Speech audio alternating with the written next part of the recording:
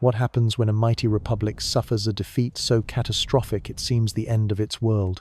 When more than 100,000 lives vanish in a single day, when northern Italy trembles on the brink of collapse, and when an entire people is marching toward the gates of Rome. This is not just a story about a battle.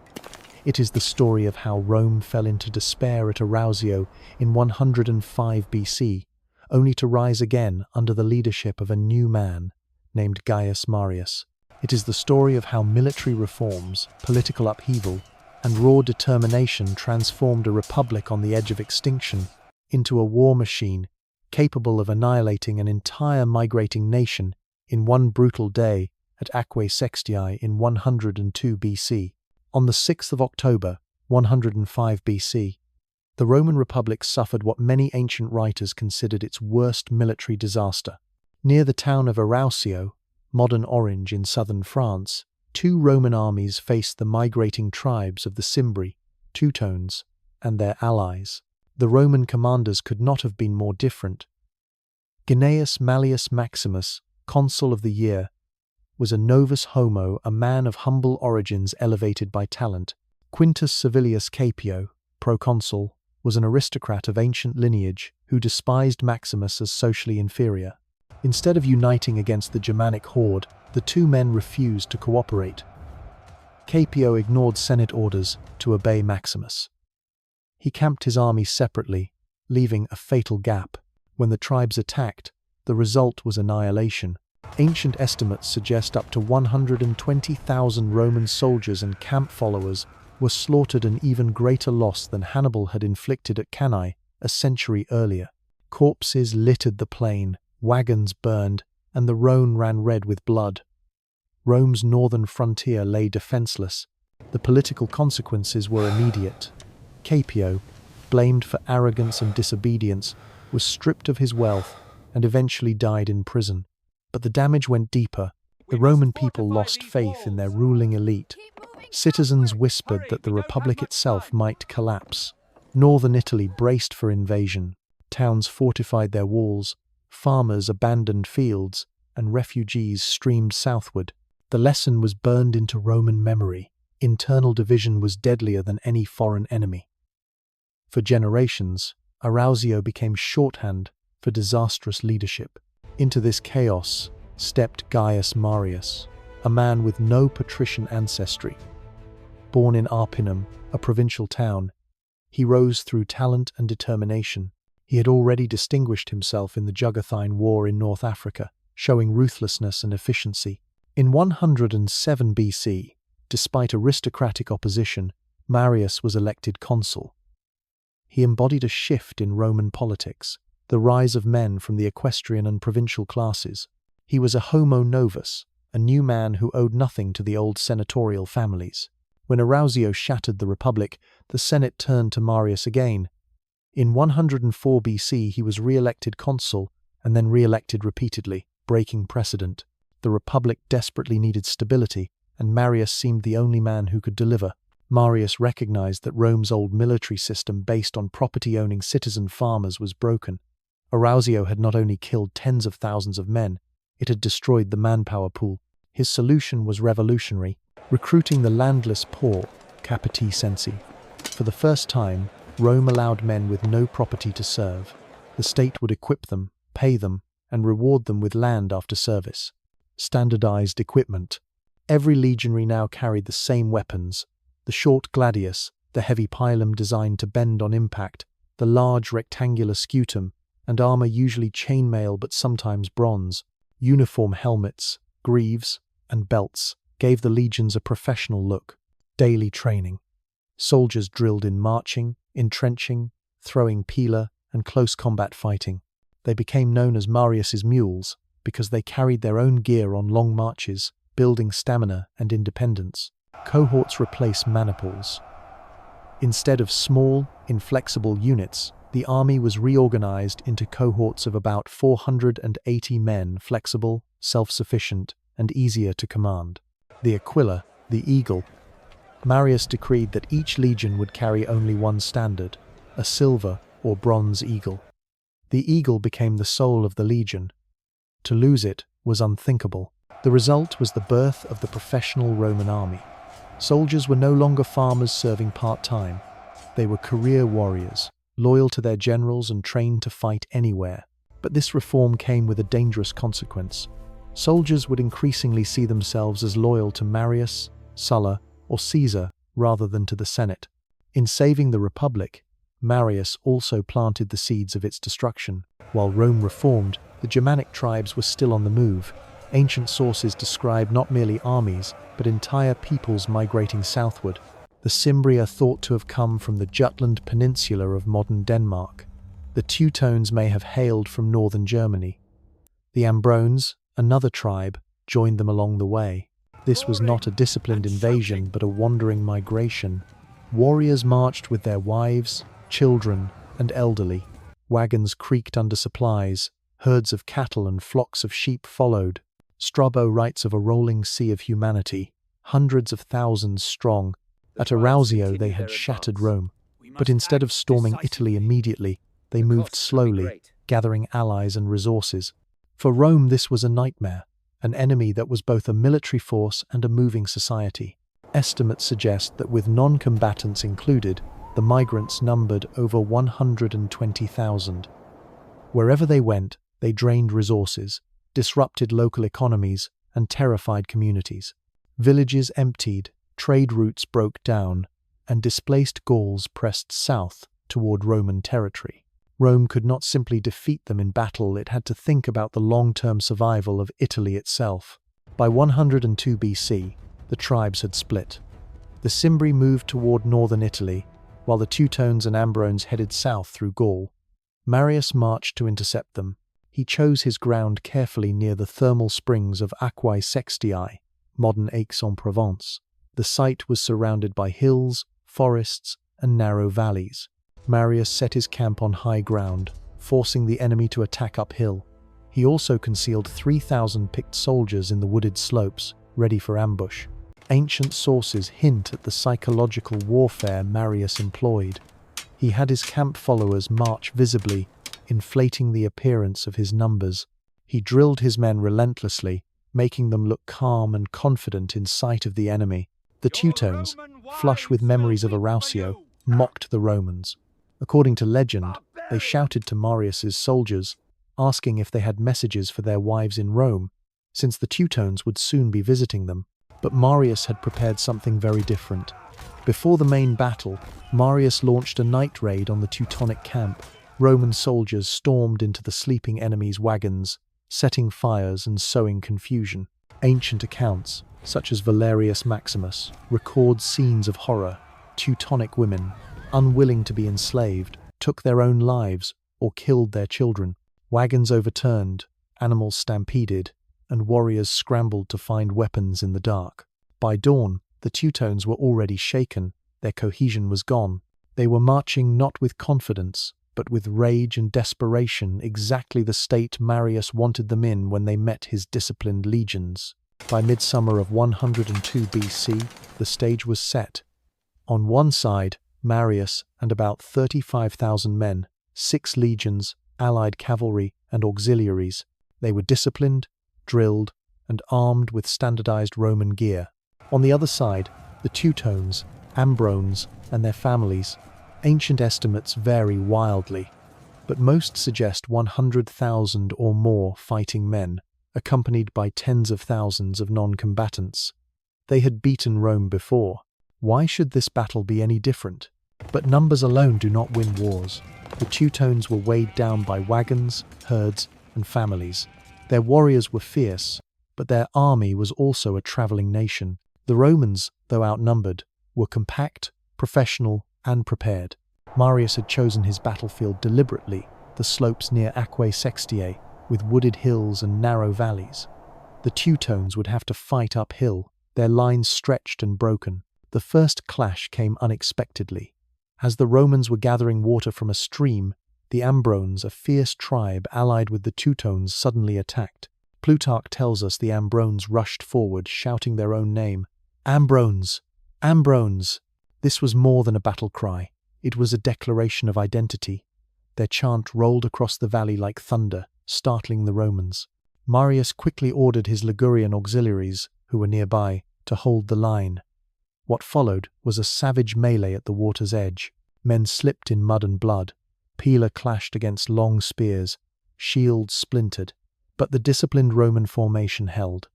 Soon legionaries reinforced the auxiliaries, pushing back the chanting Ambrones. The river became a graveyard, corpses floating downstream. The Ambrones' defeat was only a prelude. The Teutones were enraged. They prepared for a full assault. At dawn, the Teutones formed ranks and advanced uphill toward the Roman camp. From his high ground, Marius released a storm of pila. Thousands of heavy javelins arced through the air, smashing into shields, bending on impact, and weighing them down. Warriors stumbled, unable to hurl the weapons back. Then came the Roman countercharge. Legionaries drew their short gladii, locked shields, and surged forward in disciplined lines. The Teutones fought with courage, but their charges lacked coordination. Individual warriors rushed ahead, leaving gaps. The Romans exploited every weakness, their cohorts pivoting and closing ranks with mechanical precision. Suddenly, the trap was sprung. From the woods behind the Teutonic line, 3,000 Roman soldiers burst forth. These were the troops Marius had hidden days earlier. They fell on the enemy's rear, slashing and stabbing, cutting down warriors who moments before thought they were safe. Panic rippled through the Teutones. Trapped between the uphill cohorts and the rear assault, their lines buckled. Some tried to turn and fight both directions at once. Others shouted to retreat. But there was no retreat. Roman cohorts on the flanks had already maneuvered to block the valleys and forest passes. The Teutones were caught in a tightening noose. What followed was not orderly combat but chaos and slaughter. Wagons overturned, blocking escape routes. Horses and cattle stampeded, trampling warriors and children alike. Warriors tried to flee into narrow ravines, only to be cut down or crushed by the weight of the crowd behind them. Streams overflowed with the bodies of drowning men. Ancient writers described the screams of women and children mingling with the clash of weapons. Many Teutonic women, rather than be enslaved, killed themselves or their families. In one tradition, women begged for mercy from the Romans, not for their lives, but to be accepted as priestesses. When refused, they committed mass suicide.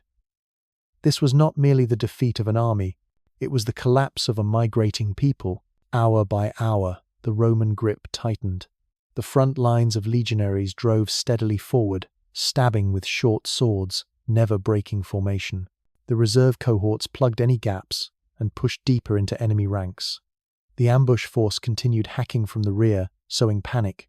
Teutonic warriors, so confident after Arausio, now looked around in disbelief. Their families wailed, their comrades fled, their chiefs could not rally them. Panic spread like wildfire. Groups broke and ran toward the hills, only to be funneled into Roman choke points. Some fought desperately to the last. Others threw down weapons in surrender. By sunset, the battlefield was a nightmare of corpses, broken wagons, and trampled livestock. Ancient sources claim over 100,000 Teutones were killed or captured. The Romans, in contrast, lost very few. The Romans spent days counting prisoners and spoils. The number of captives was so great that, according to Plutarch, slaves in Rome suddenly became cheap, flooding the markets. Among the captives were Teutonic women, who, when denied freedom, took their own lives en masse. Their story entered Roman legend as both a warning and a symbol of barbarian desperation. The victory was absolute. The Teutones, once a terrifying threat to Italy, were wiped from history in a single day. Their allies, the Ambrones, shared their fate. Rome rejoiced. The republic that had wept at Arausio now celebrated Marius as a savior. He was hailed as the third founder of Rome, after Romulus and Camillus. Citizens poured into the streets. Allies regained confidence, but glory has its shadows. Marius's soldiers were no longer citizen farmers returning home after victory. They were professionals, tied to him personally. They would follow him into politics, into future campaigns, and eventually into the civil wars that would destroy the Republic. Still, in 102 BC, none of that mattered. What mattered was that Rome had survived. The Germanic tide had been stopped. And yet, one great enemy remained, the Cimbri, marching toward Italy. The final reckoning would come 1 year later at Vercellae in 101 BC. The Battle of Aquae Sextiae was not just a military engagement, it was the annihilation of an entire people, the vindication of Marius's reforms, and a turning point in Roman history. From the ashes of Arausio rose the phoenix of Roman power, disciplined, professional, and unstoppable. But in that same fire, the seeds of political decay were sown. When news of the victory at Aquae Sextiae reached Rome, the city erupted in celebration. Only 3 years earlier, Arausio had nearly destroyed the Republic. Families still grieved sons and fathers lost in that disaster. Fear had hung like a storm cloud over Italy. Whispers of barbarian conquest filling the forums. Now, suddenly, the nightmare was gone. The Teutones who had mocked the Romans and threatened to visit their wives were no more. The Ambrones had been crushed. Farmers in northern Italy could return to their fields. Merchants could reopen trade routes. Refugees could go home. Rome's allies in Gaul and Italy, who had wavered after Arausio, now renewed their faith in Roman leadership. The Republic was once again the master of its destiny. Marius returned from Gaul not as a mere general but as a national hero. The people hailed him as the third founder of Rome, a savior who had preserved the state in its darkest hour.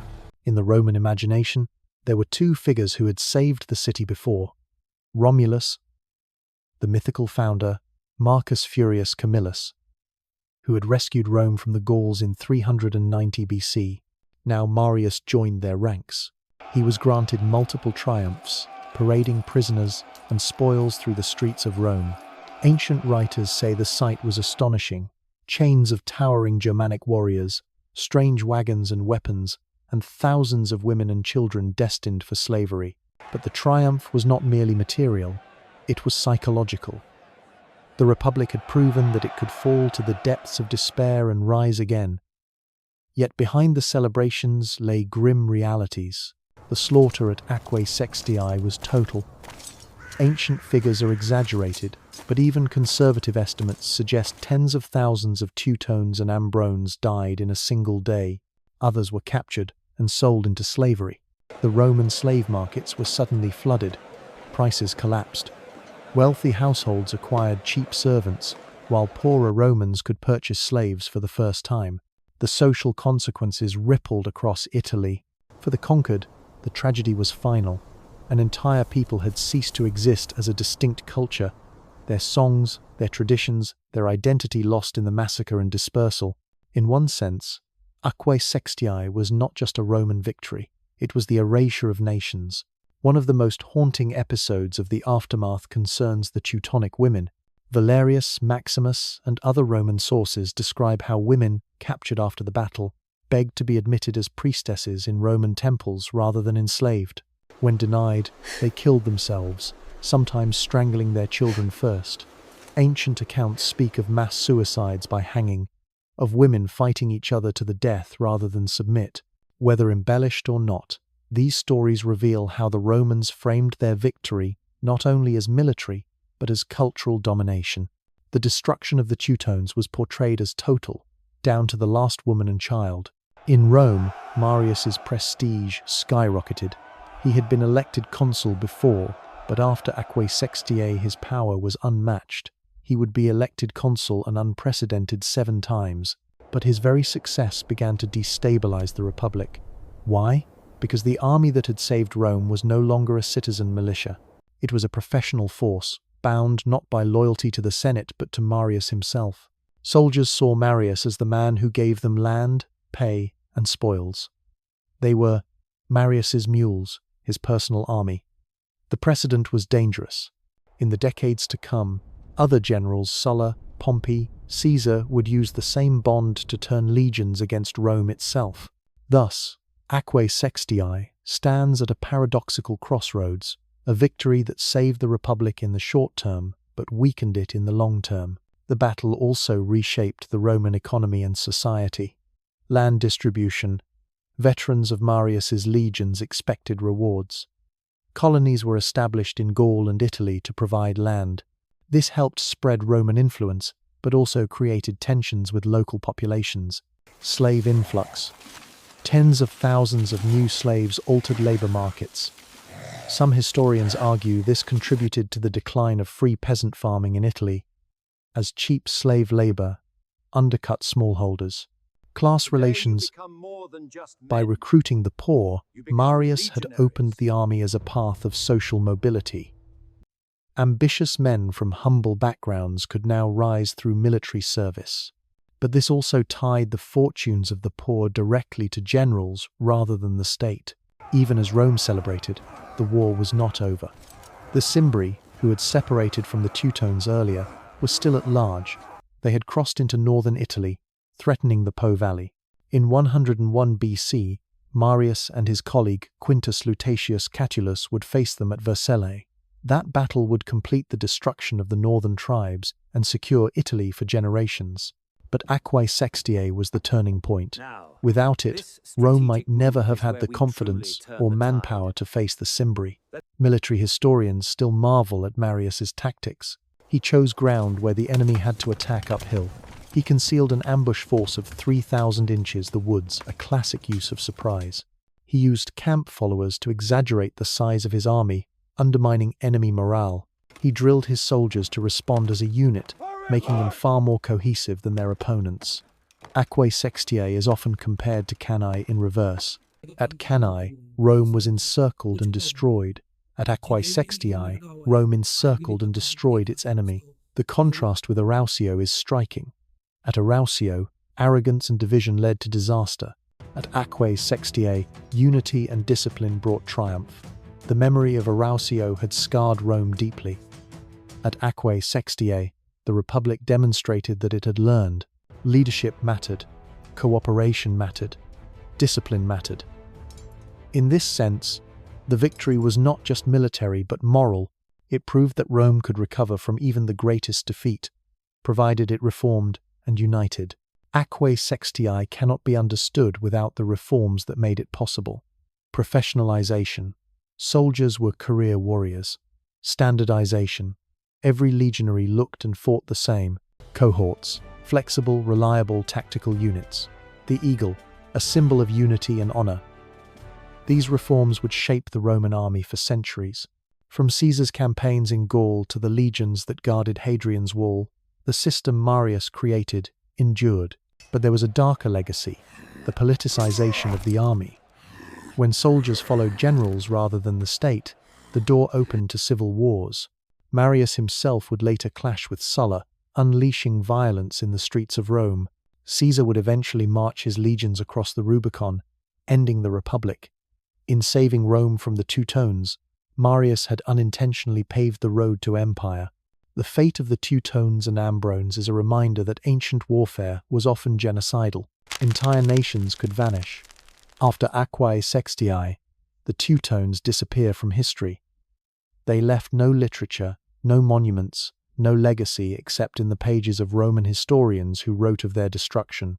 For Rome, this was triumph. For the tribes, it was oblivion. In Roman culture, Aquae Sextiae became a symbol of resilience. Plays and poems celebrated Marius. Soldiers told tales of the battle for generations. The site itself, near modern Aix-en-Provence, remained associated with Roman victory. Yet in later centuries, as civil wars tore the Republic apart, some wondered if the price of that victory had been too high. By empowering generals like Marius, Rome had created a new kind of army, one that would no longer answer to the Senate. The arc from Arausio to Aquae Sextiae is one of the most dramatic in Roman history. At Arausio, Rome was humiliated, shattered, and nearly destroyed. At Aquae Sextiae, Rome rose from the ashes, annihilated its enemy, and regained its place as master of Italy. The victory was not just about weapons and numbers. It was about reform, leadership, and unity. It showed that Rome could learn, adapt, and overcome. But it also set the stage for the future. The Marian reforms that won Aquae Sextiae would ultimately undermine the Republic. The professional army, loyal to generals, would march not only against foreign enemies but against Rome itself. Thus, Aquae Sextiae is both triumph and tragedy. The day Rome wiped out a civilization in a single blow, and the day the seeds of its own downfall were sown. The story does not end here. 1 year later, in 101 BC, The Cimbri would meet Marius and Catullus at Vercellae. There, the last threat from the north would be destroyed. But that is another story, a story of Rome's final revenge, the climax of the Cimbrian War, and the crowning glory of Marius's career. Stay tuned, because history is never just about battles. It's about the choices leaders make, the reforms they pass, and the legacies they leave behind, sometimes glorious, sometimes fatal,